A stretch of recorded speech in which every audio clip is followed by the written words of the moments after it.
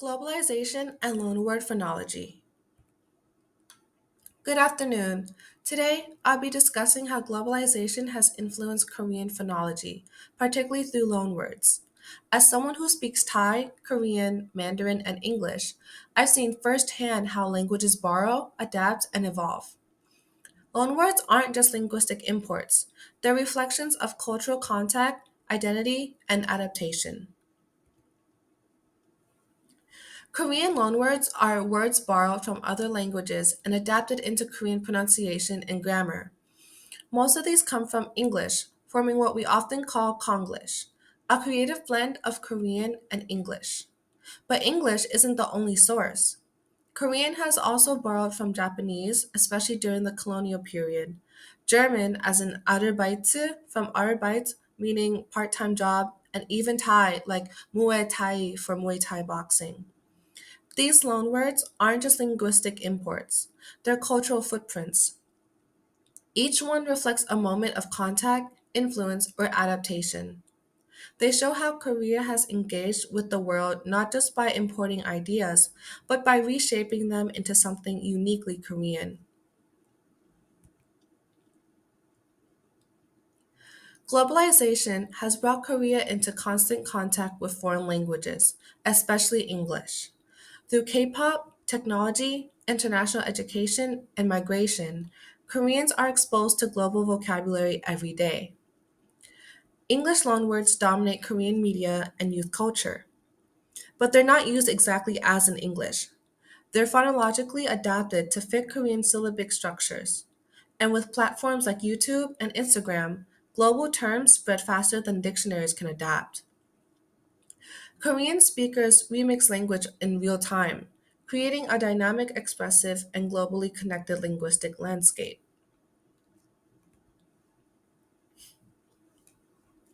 Korean has a relatively strict phonological system.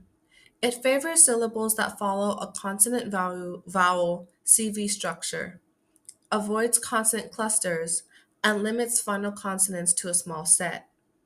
So when foreign words enter Korean, they must be reshaped to fit these constraints. Take the English word coffee. In Korean, it becomes kopi.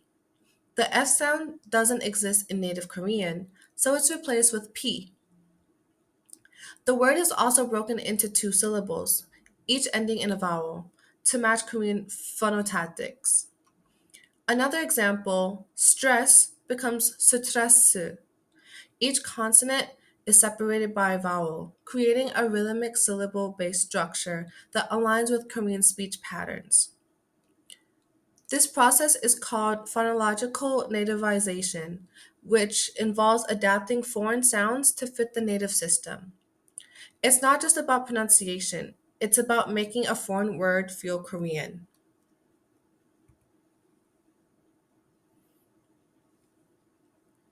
The blending of Korean and English, often called Konglish, has become a cultural phenomenon.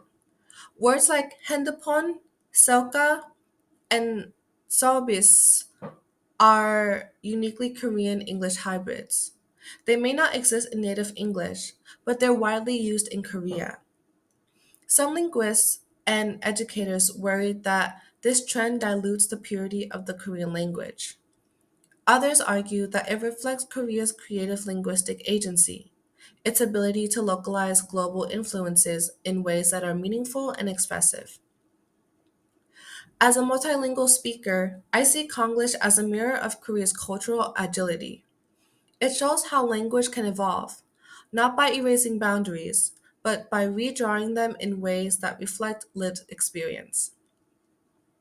Konglish isn't broken English, it's Korean English, and it tells a story of adaptation, creativity, and global belonging. Loanword phonology sits at the heart of this debate. It's not just about how words sound, it's about how language reflects identity, power, and cultural change. Different languages adapt English loanwords in distinct ways, shaped by their phonological systems and cultural values. We've seen how Korean breaks up consonant clusters and replaces unfamiliar sounds. F becomes P and V becomes B. In Chinese, they often prioritize meaning and tone. So Coca-Cola becomes 可口可乐, meaning tasty and happy.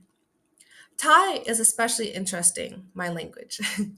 It retains many English consonants like F and V, but overlays tones. So computer becomes computer.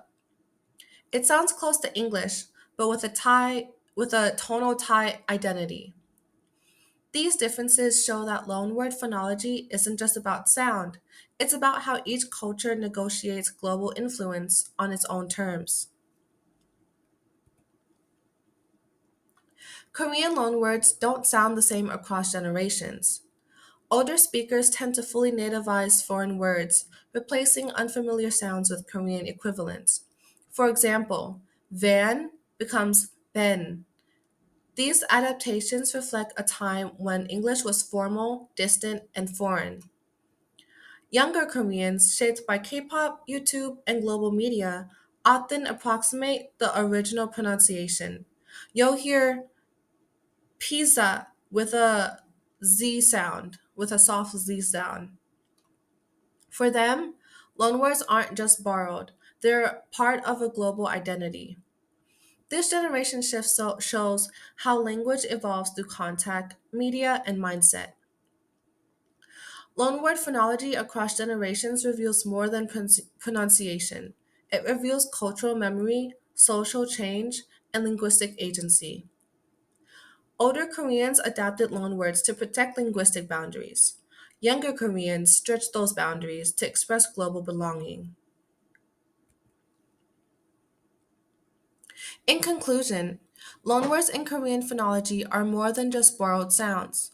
They're evidence of Korea's evolving relationship with the world. As someone who lives between languages, I see loanwords as bridges. They connect cultures, reshape identities, and show how fast language adapts to global realities. Korean phonology doesn't just absorb foreign words, it transforms them, creating something new and uniquely Korean. As Korea continues to globalize, its language will keep evolving, and in that evolution, we can hear the echoes of a society that is both deeply rooted and dynamically connected to the world.